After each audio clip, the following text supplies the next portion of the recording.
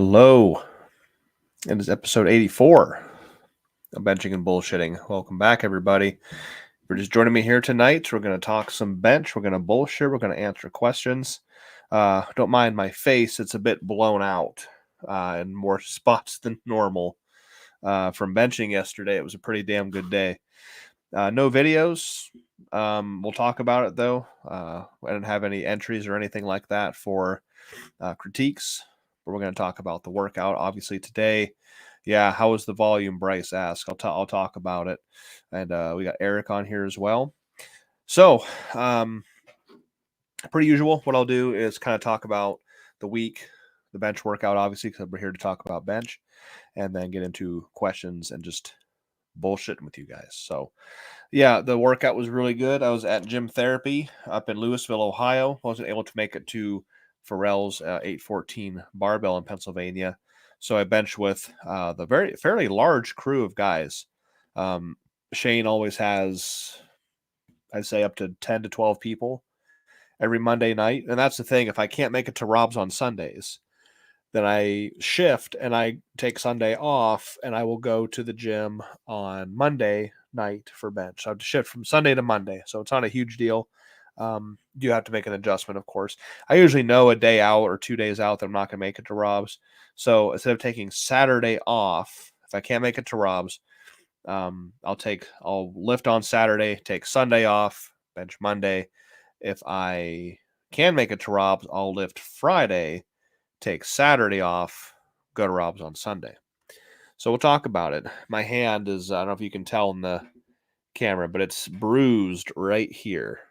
You see that line of red going right across here? That's popped blood vessels in my palm. Yeah, camera just adjusted, so there you go. It was a damn good day. I'm limited a little bit, only right now because we only have pound plates at gym therapy. So that's only limited because you run out of bar space very, very quick with pound plates. So I was fucking around with 1,045. So that's 1145s per side. You do have some significant bar whip when you're handling that many pound plates. So that was the working weight for the day. And before I go any further, of course, like I said, we've got Eric, Bryce, and Tony on here tonight.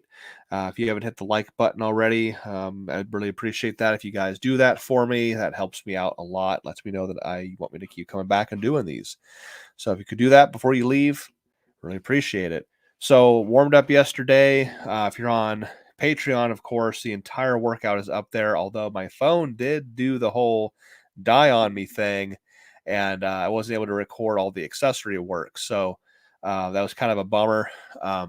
But I got all the bench sets from first set to the last set. Did all the typical warm-ups. My first shirted set, I took 780 or almost 800 pounds full range for a single, popped it up like it was a toy. I was like, okay, I'm just going to go ahead and just hop right into the working sets. There's no need for me to make, okay, I went to 780 or whatever it was. I don't need to go to like 850 or 9 or 1,000. I just went straight from 8, or it was 780 to 1,045. So a 200 and what's that? A 200, let's see, 880, 980, that's 200, 260 pound, 265 pound jump straight to my working weight because I can do that. It's fine. When you're adjusted, when you're adapted to those kind of loads, you don't really need those intermediate warm-up sets. So after taking 780, I went straight to a 1045. 3 sets of 5. Now, that doesn't sound like a lot of volume, but we're equipped. And we're doing full range. It was full range of motion with pauses in the bottom, full lockouts. I don't have videos here tonight. It is live on my YouTube page, however. If you want to go look at that, or if you haven't seen it already, it is a public video. I made it public, just those 3 sets with commentary over top of it, just like a minute and a half clip, just because I didn't get anything else recorded. I'm like, well, I won't keep those particular things exclusive. I'll go ahead and make those 3 sets public as well. So yeah, it was great, man. The hardest part is coming back. So the first set with 1,045 was tough. It was very tough. It hurt a lot. Like I said, like my palm started to bust blood vessels right here across the palm right there. And but I knew like why stop there? That's not what we're getting one set. Now, when I did that 1,005 for 9 reps full range like 2 weeks ago, I stopped there. That was my first time getting back under that kind of weight, probably in like weeks or even a couple of months. So that was why I stopped after one set. Plus, that was a balls out set. That smoked me. So I went ahead and stopped. But I pulled it together and we went ahead and did 2 more sets of 5. Full range, like I said, with pauses. It was pretty lit, man. So what we got here? Bryce says, should I wait till I get a 1,200-pound total before I compete, or should I compete ASA? I like to say ASAFP from Tropic Thunder. Robert Downey Jr. No, you don't have to. You can compete whenever you want. You don't have to compete ASAFP. You can compete literally whenever you want. You don't have to wait till you get a specific total.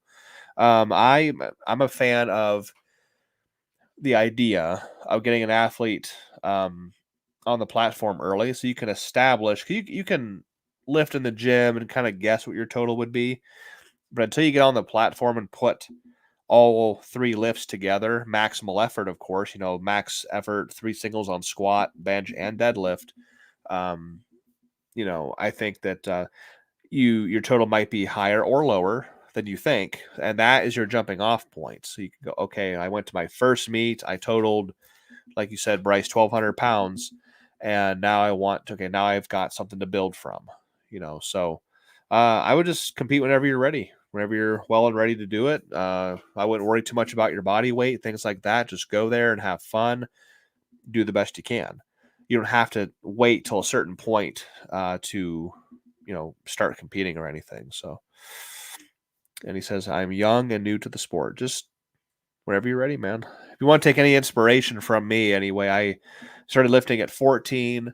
I didn't do my first meet until I was 18. So I spent my first 4 years just kind of trying to be that big high school kid. I mean, I knew I wanted to compete someday, but that's all I did the first 4 years. And then stepped on the platform for the first time in 2008 when I was 18. And it was actually a bench only meet.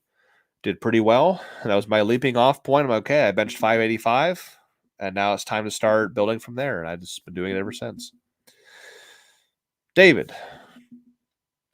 says, do you feel like you respond better to these rep volumes better than working out to a single or 2 at higher weight? No, I do it all.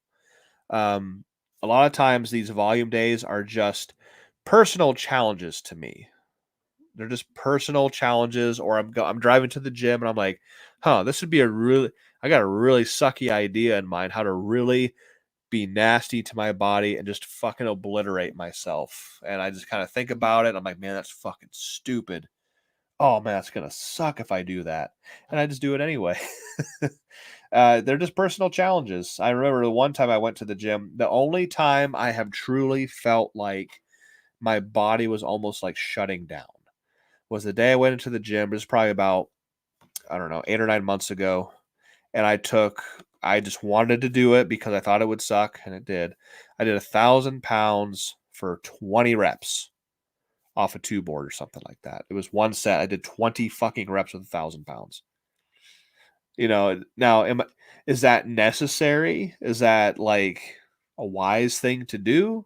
Definitely not all the time, but like that was just something I just wanted to challenge myself to do. So no, I think you need a mix of everything. So yes, volume is key, and volume sucks when you're in equipment. Holy shit, it is miserable, but it makes you super strong. And like my triceps have been you get that that twitch, that spasm that comes out of nowhere. It'll just last for hours. My tricep has been doing that all fucking day. So I really, really, really woke my body up, and it was awesome, man. So no, I do need to do both. I don't respond better or more to the other. I need both. Now, if I only did volume or if I only did heavy singles and doubles, I would be missing something. You know what I'm saying? So I don't feel like I respond better with volume, but I do respond best when I do a healthy mix of both. A good question, David.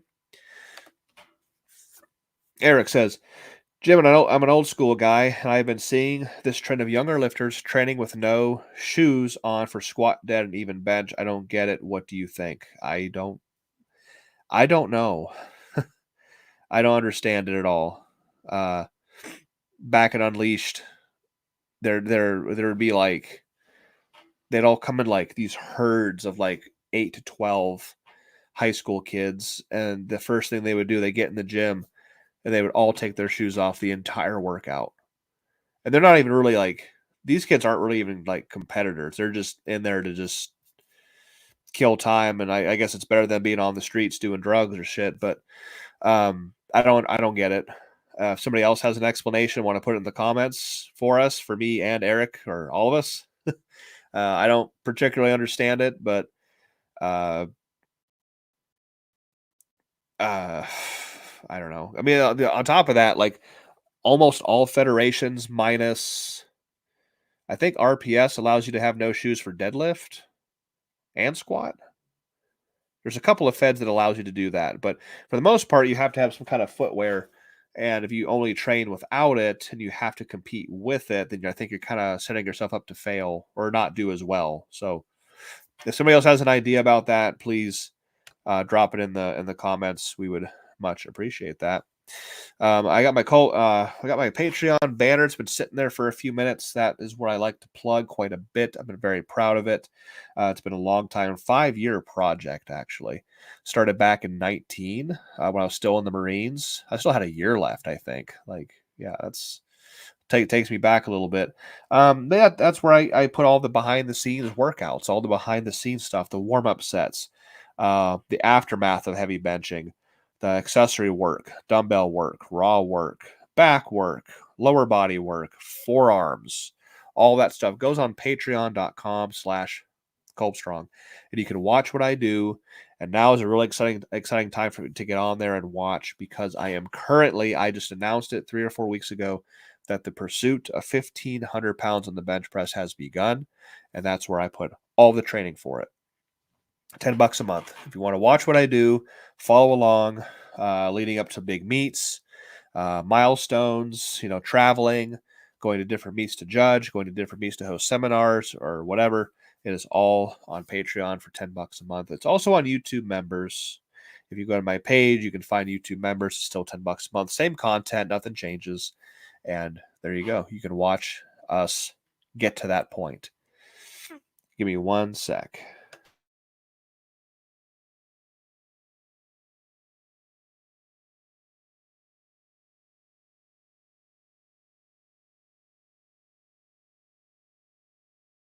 And we're back. And so this week, after a heavy bench volume set like that, I did chest work afterwards. Nothing crazy heavy. I explained in the Patreon video, hey, my phone did the whole die on me thing. So that's great. But we did a lot of chest work, like direct chest work. I don't have a chest. I'm trying to build one. So I'm doing like pec work, pump work, bodybuilding stuff, and I don't look like it. Trying to get as much mass on my body as possible. Healthy mass, of course. I want to get bigger muscularly. Now, what's the rest of the week look like after something stupid like that? Well, today we're off. We did a lot of runnings arounds and house projects and things. Thank you very much. Don't want you guys to listen to this, so just give me a second.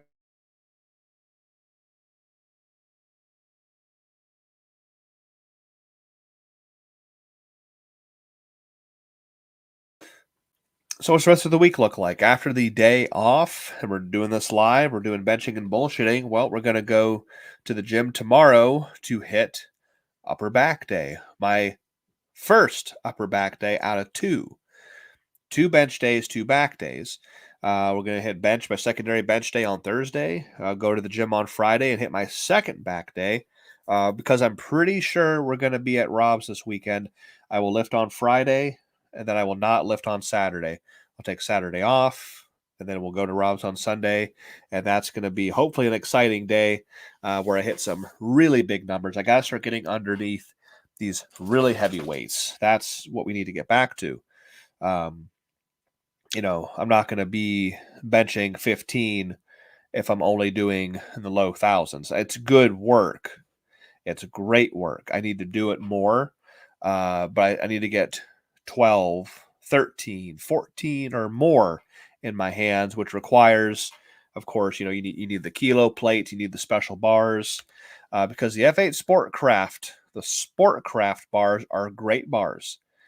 They are awesome. They are awesome bars, but they start to show their flaws at around 1400 is where I really start to have problems with the Sportcraft bars. The bars made of that finished steel. They're fantastic up until that point. So Rob took it upon himself. I make no claim to this. He calls it the Kolb bar.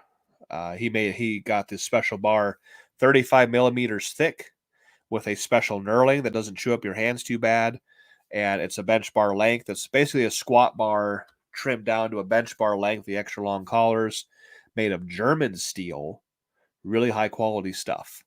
So that's exciting. We had 1,100 pounds on that bar last week, and it was not bowing at all. It was straight as an arrow. So that's exciting. America Fulcher's on here. What's up, dude? How you doing? Good to have you on here. Happy to have you. Bryce says, started listening to you, and I did some board presses heavy, and they are a tricep killer. I've been doing them for a little bit. On my max effort day, I hit 315 raw for the first time. Fantastic. That's awesome. You're obviously having some carryover from the board work to the full range, so that's fantastic. Always train both. Don't just train boards. Don't just train full range. You got to have a healthy mix of both to train all aspects of the lift. So I'm really, really glad to hear that. That is fantastic.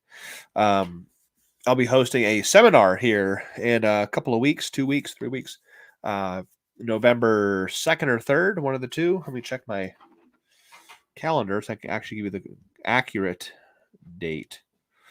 November 2nd, that's a Saturday, White House, Tennessee. I'll be working with that Zach Marsteller, and he's the one setting this thing up. And it's going to be there in White House, Tennessee. It's going to be a good time. It's going to be a whole day event. I have no minimum head count or anything, but if you're in the area in Tennessee or anywhere near White House, Tennessee, I'll be happy to have you there. Talk to Zach Marsteller and get signed up. Going to have what I was getting at was we're going to talk a lot about training and training methods. Board work is the one thing. Uh-oh.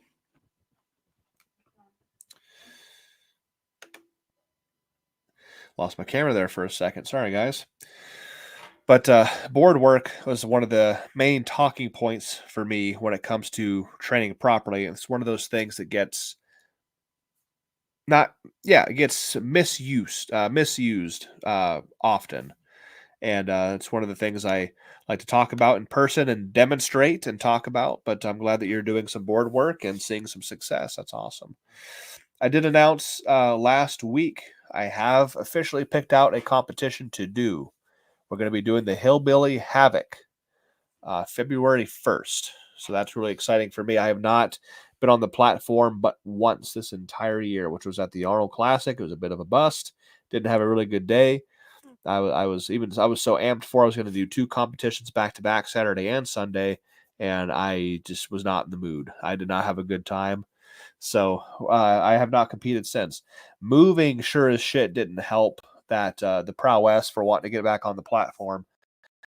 So, but now that moving is over, then we're going to get back to competing. So February 1st in Hurricane, West Virginia, Hillbilly Havoc, hosted by Chris Jividen, good friend of mine.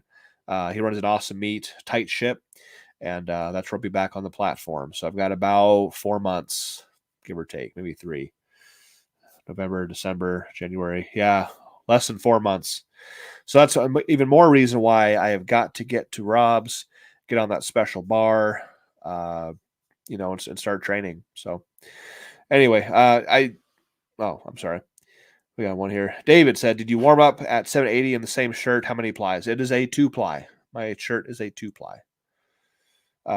It's actually the inner shell of a former 4-ply shirt that Rob made, and I determined after about a year of use that it was just too damn stiff. It was too stiff. I'm like, I just cannot make it touch. Couldn't get anything past a one board with it, even up to 1450. I could not go any lower than that. I said, can we do something where we take out 2 of these stiff layers and add in 2 stretchy layers, like kind of like a swap? So he took 2 layers out, sent that shell back to me and said, hey, maybe you can use this for a training tool or something. Ended up really liking it. And I was like, okay. And went ahead and had him add a belly to it and some Velcro back. Therefore, I could compete with it if I wanted to. So, yep. Now for the 780 was just the shirt by itself. I did add a small insert for the 1045. If that's any clarification. But I'm excited to get back on the platform. It has been way too long. I finally feel like we're getting into a routine. We're happy. We're moved. Everything has, the dust is settling. It's not completely settled. We're getting there, and I'm getting established very well. These gyms now don't feel like new, like, or not. Not they're not exciting. I love the gym, but like I'm feeling comfortable. I can walk in there and just, I feel like I'm a part of it finally. So getting some real good work done.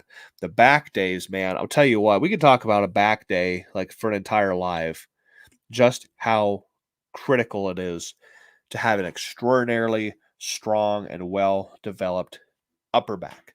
And it's so important that I determined that one back day a week simply wasn't enough. I could not get enough work in one day for the work that I needed. So I split it up and I have 2 back days. I am one of those who does believe you should work your back more than your front. At a minimum, you should work your back just as much as your front. Your back is so damn important.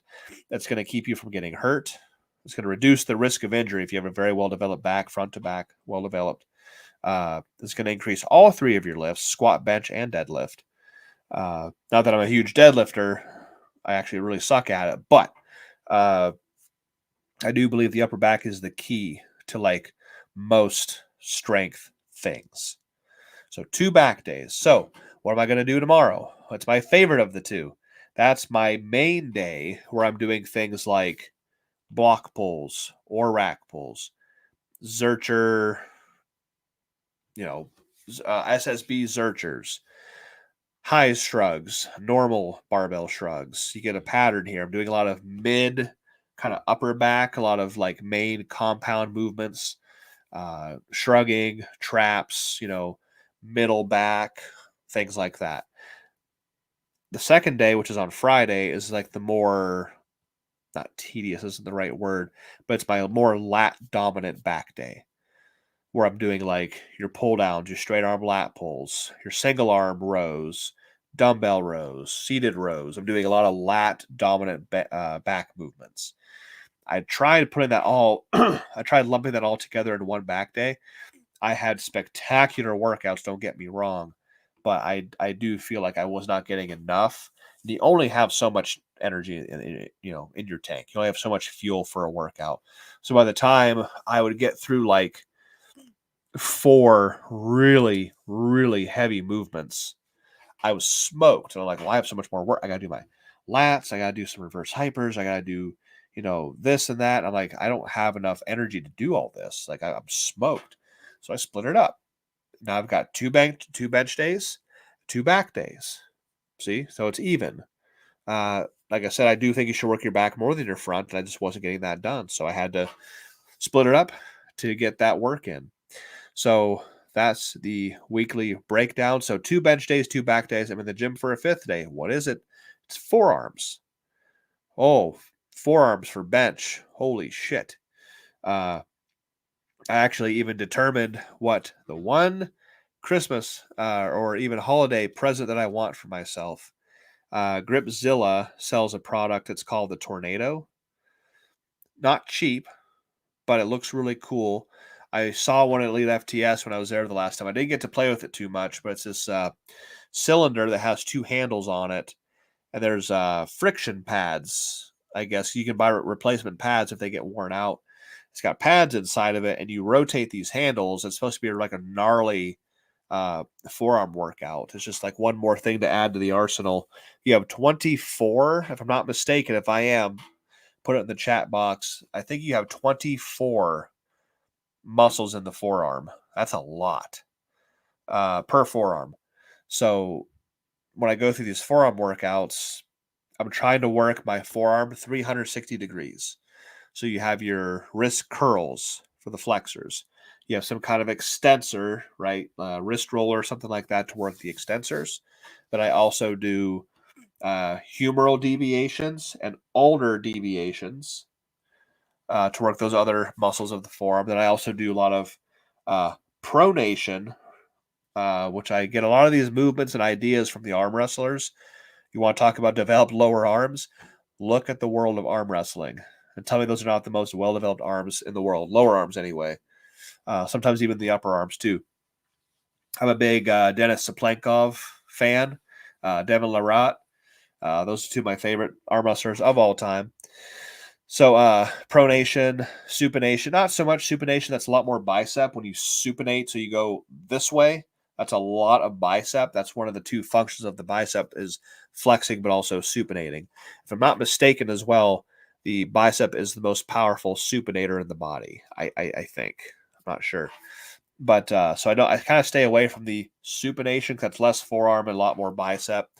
So hammer work, like with mace work, things like that. So my forearm days, I really look forward to as well because I can't even. It's hard to drive when I'm going home because my hands are just fucking swollen open from all the pump and everything. So I've been blabbering. If you're hopping on here, feel free to drop questions. That's one of the main reasons why I'm on here is to answer your questions. So if you want to do that, I'm just going to keep rambling otherwise. So don't feel like you can't stop me. Just go ahead. At any moment, I will answer questions. Unless you have none for me, I'm just going to keep talking. This is benching and bullshitting after all. We're going to talk bench and bullshit. So, but yeah, so between the 2 gyms I go to right now, I can get a lot of work done. But we're up here in the Northeast Ohio now. So we have a lot of options. A couple of gyms I want to check out. So right now we're at Blackstones, which is south of us. We're at Gym Therapy, which is in Louisville. So those 2 gyms I mainly go to. Now there's other gyms in the area. There's one called Slaughterhouse. I think it's in Minerva, if I'm not mistaken, Minerva. And I really want to go there. It's an actual like converted slaughterhouse. They took a slaughterhouse, they bought it out, they fill it with gym equipment. It's like really, really fucking old school. Really want to make a trip there. There's also another one. It's not super close to us, but it's called New Philly Barbell. I really want to go there. I went to a meet that John Blackstone hosted, an APF meet, and they actually had a crew of guys show up and do that meet. So, New Philly Barbell. There's another one in Yurixville or Newcomerstown called I think it's just called Barbell's Gym or something like that. But another option to go and get work done. Lots of options up here.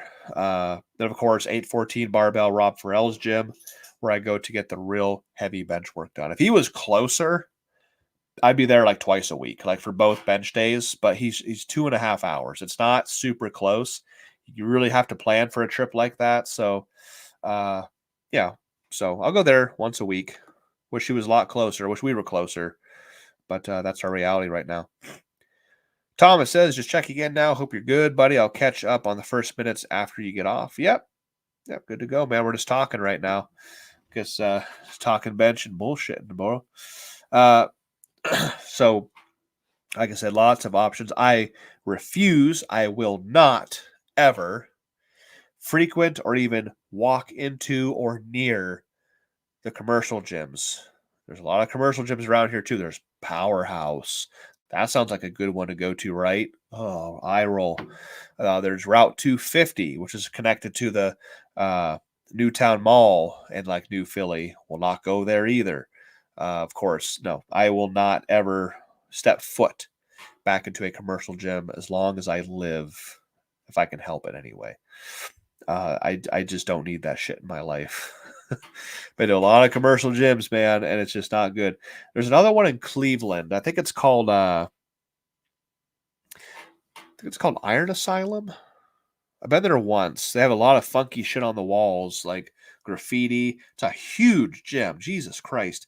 Huge, packed with just wrought iron, 200-pound dumbbells, like 5 monoliths, 5 competition benches. That's just starting out. Huge fucking gym. Might go there. I really like going to new gyms.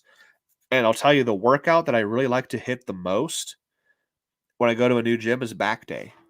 I love going to a new gym and doing a back day because I love hopping on new equipment, trying different things.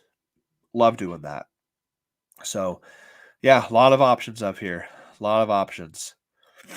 Sloan Canada? He says, "Hey, Jimmy, I'm 14 and I watched a ton of your videos to learn how to do equipped bench.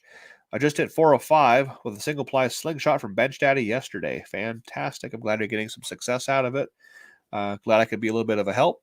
That is fantastic. 14, he benched 405 and a Bench Daddy. Sweet, sweet, sweet. Good to hear." Eric says, "Jimmy, I'm doing some hypertrophy training at the moment, but in another month, I'll be jumping back into a strength training program.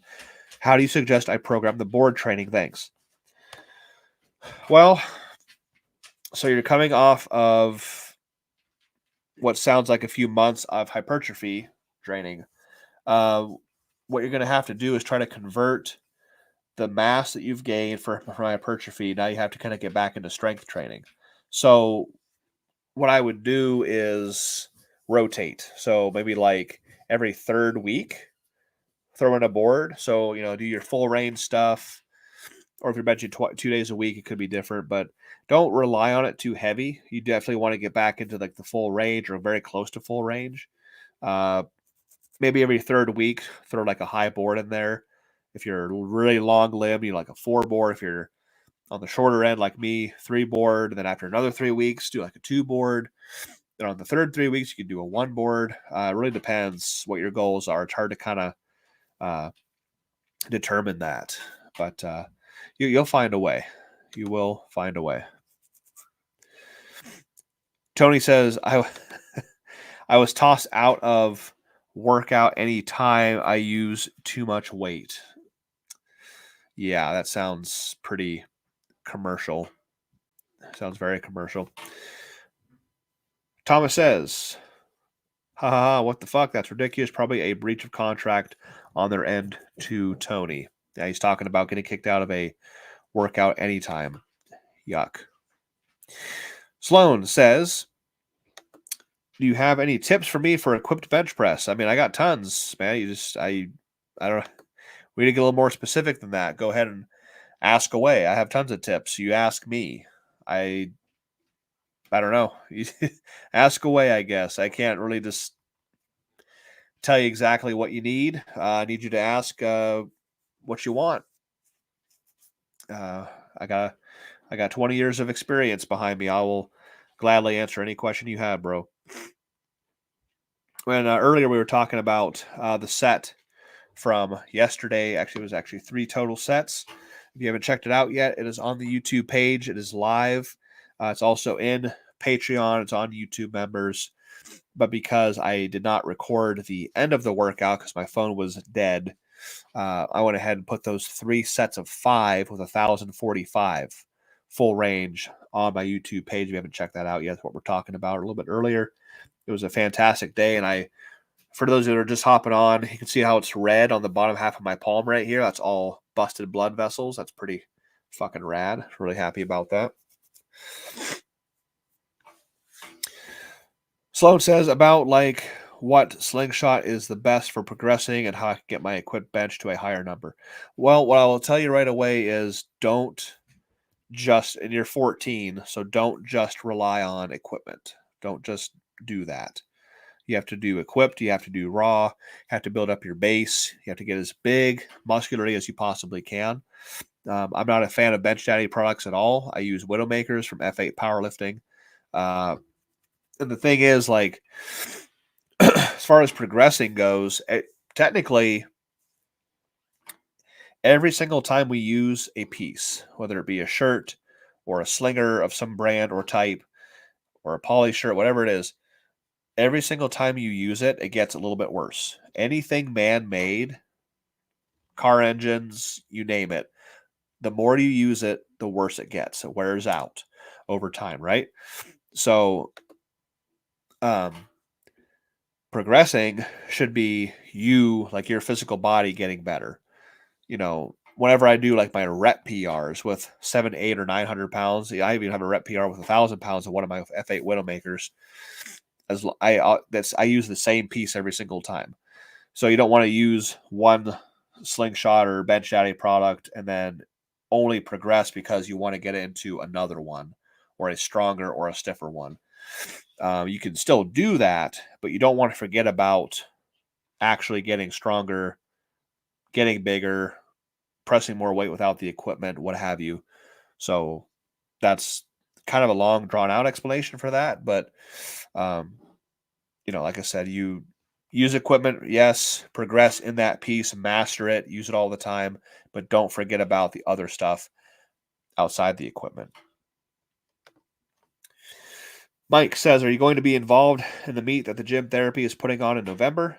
Guest judge or anything? I've been debating about giving my gym therapy a look at since I heard you were up here now. Yes, Mike, I'm there almost full time. Mondays, sometimes if I can't make it to Rob's on Sundays, I'm usually there as well. Wednesday, Thursday, Friday. Sometimes I'll go down to Blackstone instead of gym therapy on one of those days. Yeah, I'm going to be judging the meet. I'm not sure what Shane wants me to do, if he wants me to be in the head spot, head judge position, or on the sides. So I'll be helping run the meet by judging. My wife, Katie, will be doing the announcements. She signed up for the announcements. And I think possibly my sister will be doing a score table as well. So we'll all be involved with that gym. So it's going to be a good time. Shane Klein is the owner. Him and Kelly, his wife, run the gym together. They run a tight ship. They have a nice crew. They are awesome people. I've known Shane since I was in my early 20s. Known Shane for a long time. So yeah, I would highly recommend getting into it. It's going to be a great time. And it's his first meet he's running as the gym owner of this new gym. Iron Chamber, which is where we all came from together years ago, used to host a meet every single year called the non-sanctioned Iron Chamber Bench Press and Deadlift Championships. And that meet, that non-sanctioned push-pull meet, would draw in upwards of 120 people every single year. It was the biggest non-sanctioned meet in the entire state. So he comes from that. That's because Shane was one of the original founders of Iron Chamber. So yeah, he's going to run a really, really nice meet. I guarantee it, Mike. It's a good thing to get into. So great. Sloan says your best raw is 335, and with elbow wraps, you can do 365 all the way 160. Okay, well, that's great. So just keep working on that, of course, and be in your equipment as often as you can, and master it. Master the piece that you have. Don't just say, I want to bench more, I need to get a different piece, or you stalled out, it's time for a new piece. Like, always get stronger and use that piece and master it. So, yeah, speaking of that meet, it is on, let me get out my calendar really quick. I believe November 20, I think it's the 23rd. November 23rd is going to be the Gym Therapies bench and deadlift non-sanctioned meet. It's going to be in very close to Louisville, if not right in Louisville. The gym is almost on the border between two different towns. I heard the other one's got a strange name. It's going to be at a high school. It's going to be in an auditorium. So similar to the Iron Chamber meets, which I remember, that was my first real chance to compete in equipment, right?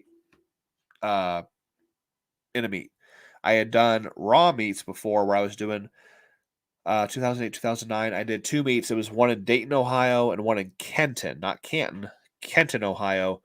It was a local meet and then a state meet. I did that 2 years in a row. That was just all raw, nothing, whatever. But the 2008 bench and deadlift championships was where I got my shirt for the first time, and I had my very first shirt, my 2-ply Karen Klein denim, and I benched 550, 585. And I didn't just miss 6. I missed 600. I actually dumped it on my face, right across my cheekbone right here. That was a bad day. So that was awesome because it's in an auditorium of a school. So you walk in the doors to the auditorium, it's just all dark, like bleacher style seats, like auditorium. And then the stage is the only thing lit up with lights. It's kind of ominous, but also fucking awesome. It's my first experience ever in like a real serious powerlifting situation. When equipped was the law back in the late 2000s. So that was awesome. Just well-run meet. 100+ lifters. Went from 7 in the morning to like 9 o'clock at night. It was a long fucking day. Big meet.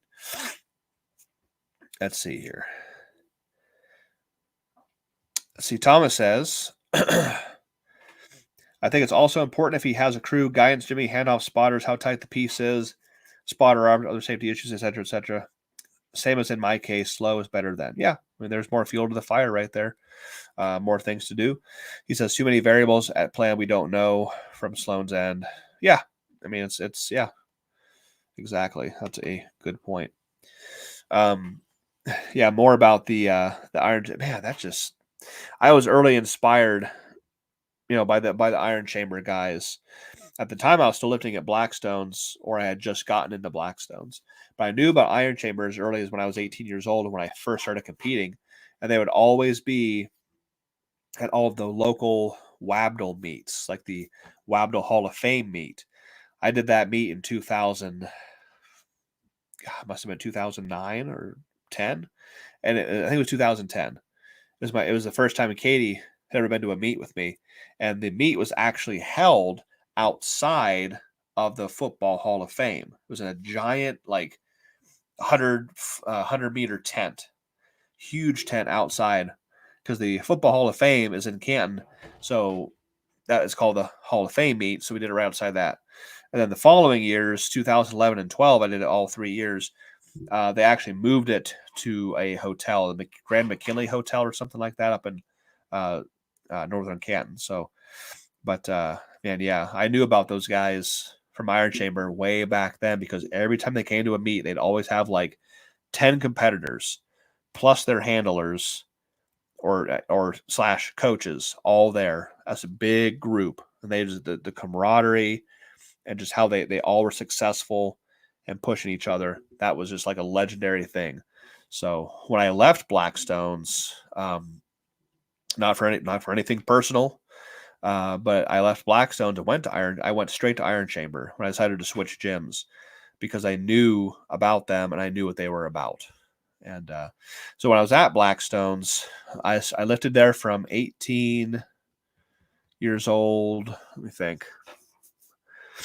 You know what? No, I think I went to Blackstones when I was 19. Yep.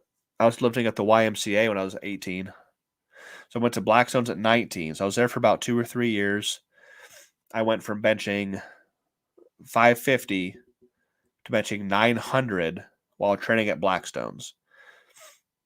I left there, went to Iron Chamber for about 2 years, and I benched 950 at a slightly lower body weight. So, yeah, both gyms, highly, highly successful, great guys. I got a lot of history between those two gyms. So, and now we've got Gym Therapy, which is kind of like a branch. In my mind, it's a branch off of Iron Chamber because Shane Klein runs it. He was one of the original founders of Iron Chamber. So it's really cool. But yeah, otherwise, I'm going to be at the Arnold again this coming year. Not competing. I am not in the mood. I don't want to compete at the Arnold this year. We are going to go there purely as spectators. We're going to walk around, hang out with Ryan and Ashley from Washington, and just have fun. And we're going to have some friends come up from Virginia, and we're all going to rent a house together and just have a blast and just chill. We're not doing anything else. Right now at AndersonPowerlifting.com, we have a giant sale going on right now, 25% off your entire order. So go to the website, go there, find what code they're using. I'm assuming it's something like Fall25 or Anderson25. I don't know. But main page has the code 25% off. If that ever changes down the road, of course, you can always use my code right there, Kolbstrong, KOLB, one word. That saves you 10% off your entire order. But right now, don't use that code. Just go to the main site. Right on the main page, you'll have a 25% off code at AndersonPowerlifting.com. I'm pretty sure that does not include the F8 Sportcraft barbell that we sell. I think it's negated with that. Other previous discounts have not worked on the barbells, but I could be wrong. You just have to go check it out and see what it says.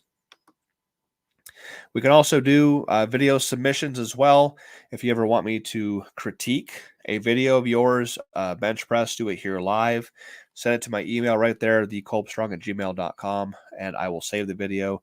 And I won't look at it until I get it up on here, and we'll look at it, and you can hop on, and I will critique your lift for you live and talk about it and things that I see and things that I believe you need improvements on. So, or if you want anything else, like questions for me, as long as you're not being a weirdo, you can always email me right there, thekolbstrong@gmail.com. For the rest of the year, like I said, like we have a meet picked out, the Hillbilly Havoc in West Virginia. I did the first Hillbilly Havoc in 2022, and it was Chris Jividen's first time ever running a competition, and I had a blast. That was one of the funnest meets of the entire year. Not just the travel to get there. It's the middle of winter, of course, which kind of sucked, but the house we were in, our friends were all there with us. The meet went spectacular. It almost didn't. It almost was a bomb out for me. I did one of the classic Jimmy Kolb things where I missed my first two attempts, but get it on the third. Yeah, that's always fucking fun. So opened at like 12. I think I opened at 1250, which was too damn light. Did not touch. Went to 13.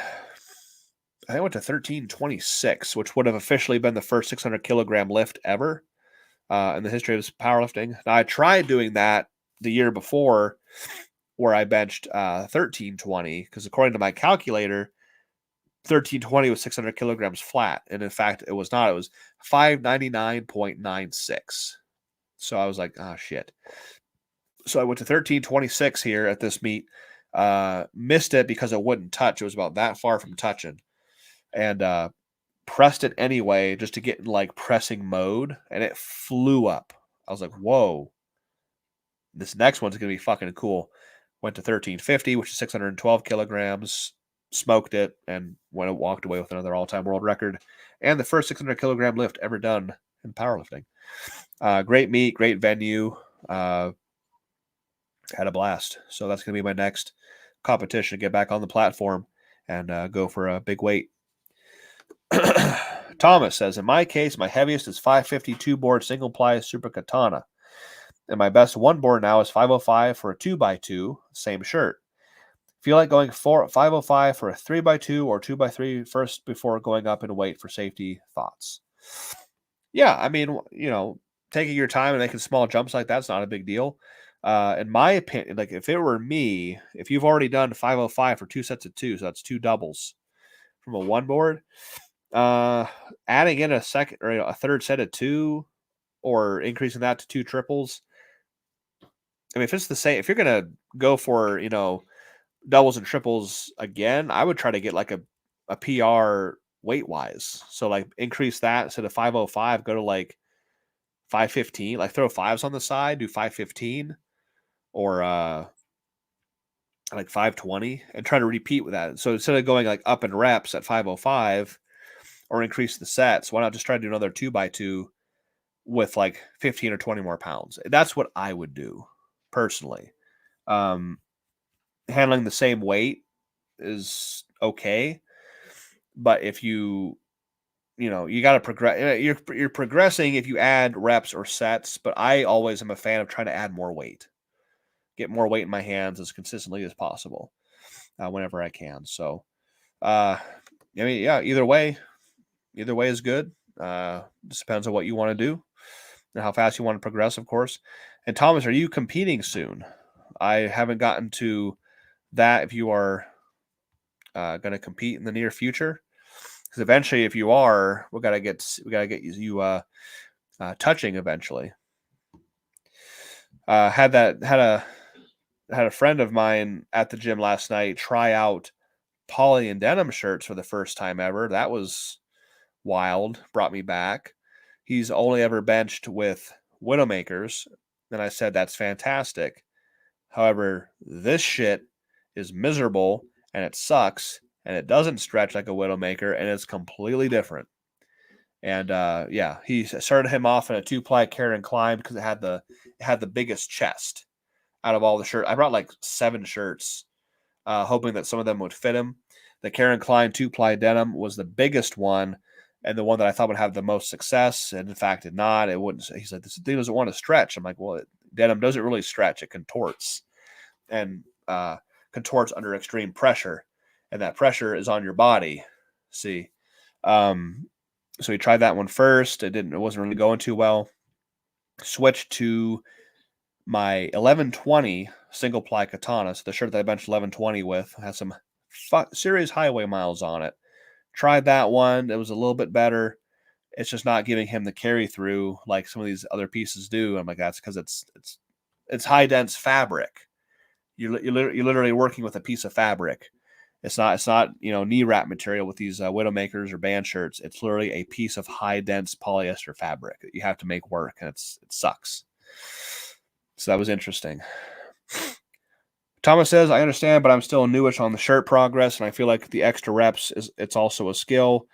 And that makes it easier. Trying doubles for singles for 520, 530, etc. 550 hurts my hands. And I also have an F8 Widowmaker, 1 and 2-ply, and an F8 1-ply shirt, so I could possibly handle more weight easier with those in the next issue. I mostly only have 1 head spot or handoff, not 2 or more. Yeah, I mean, like I said, you take your time if you need to. I'm just telling you what I would do. If you need to stay at that weight and just master it and keep doing more reps at the same weight, and that's what you need, then go ahead and do it. I just feel like if you have room to handle more weight, if you can, if it's there. So if you do 505, let's just say you do that you go to the same weight, 505, and hit your first set of 3, and you're blowing it out of the water. That's not funny. I might actually believe you. You have to tell them what's not funny. People on the podcast can't see. Well, they can't see that? Not on the actual podcast recording. So in the comments, my wife put, I think Bigfoot is peeking in the window behind you, because that was a fear of mine. We're in the fucking sticks. So yeah, that was a fear of mine when I was like 15 years old. Well, yeah, that shit's scary. But let's say you did 505 and you did it for 3 and it was, you blew it up and it was just easy. Why not take the win and add 10 or 15 more pounds and try and repeat that? If it's there, take it.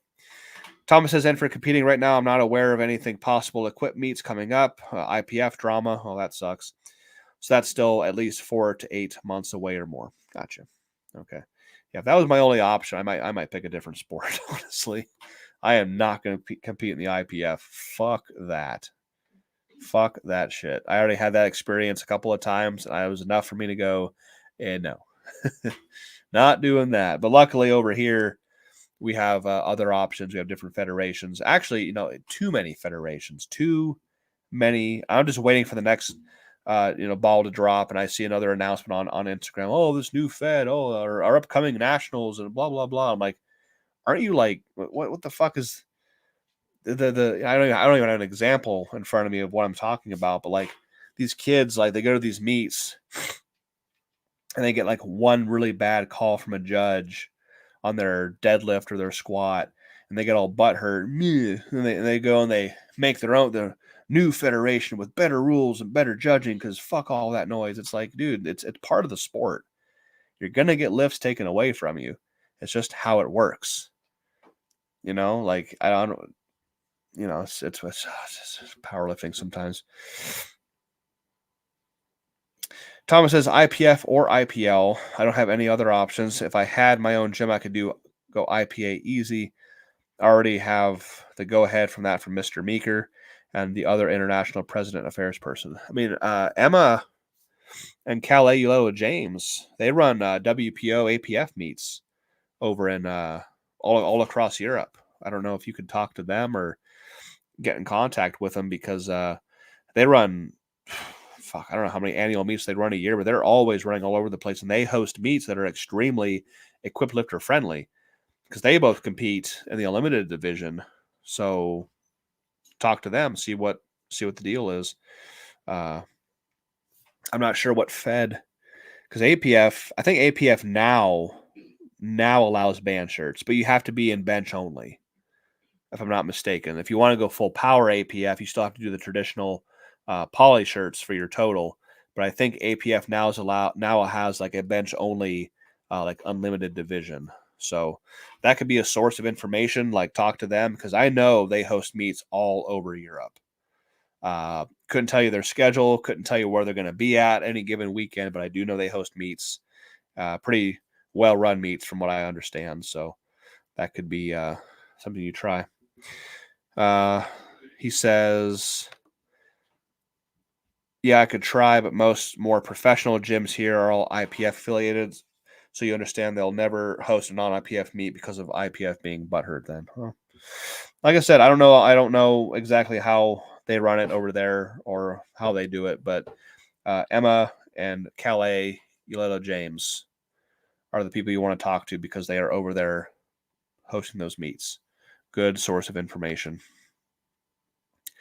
I already mentioned Patreon. I'll mention it one more time, of course. All the behind-the-scenes training that I do leading up to these big bench attempts. And right now is a very exciting time to watch and subscribe for $10 a month because I'm training currently to bench 1,500 pounds. And I believe that's the number I'm going to stop on. So it's going to be an exciting journey to get there. And happy to have you guys in there. If you don't want to subscribe to Patreon, you can always go to YouTube members.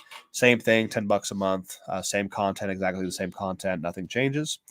If you want to have me critique a video for you live here on Tuesday nights at 8 p.m., you can send them to thekolbstrong@gmail.com. I will download the video and I will watch it live and talk to you about it and critique it for you, of course. We also have the Kolbstrong Scholarship. That's a nonprofit organization that my wife created, and we raise money for the young lifters, so the 13 to 23-year-olds, as long as they have one verifiable meet under their belt via probably open powerlifting, they qualify. As long as they're within an age group, not 12, not 24, but 13 to 23-year-olds with one verifiable meet under their belt. We raise money in $1,000 increments throughout the entire year. And what they do, January 1st, go to that website right there, the KolbstrongScholarship.com, and follow the steps, fill out the form, get your references, all those things, the entire month of January. And then come February 1st, it closes. We review all the entries, and we pick the ones that need the money the most. We start cutting $1,000 checks to these young kids to help them in their powerlifting prowess. Last minute things here. Thomas, okay, he says, I'll keep James and Emma in mind on this side of the pond. Speaking of the full touch part, if I can take a weight for a top double or triple to a half board, would you reckon that I would be safe enough to want to try that full range? Taking into consideration, I got at least 3 spotters in, of course. Let's see if I can take a weight for a top double or triple to a half board. Oh, yeah. I'd even say if you can do whatever you can do a single from here. If you're tripling a weight off of a half board, you can absolutely take that. If you can touch a half board, you can touch full range. And it's going to be even safer. Like you said, if you have 3 people spotting you, absolutely go for it. That's absolutely something you can do. I am right at the end of my hour-long podcast. This has been episode 84 of Benching and Bullshitting. So we will see you all here next Tuesday at 8 p.m. Eastern Standard Time. Again, if you have videos you want me to critique live, send them to my email, thekolbstrong@gmail.com, and I will look at them for you and we'll talk about it. So until then, please have a good rest of your night and a good rest of your week, and we will see you later.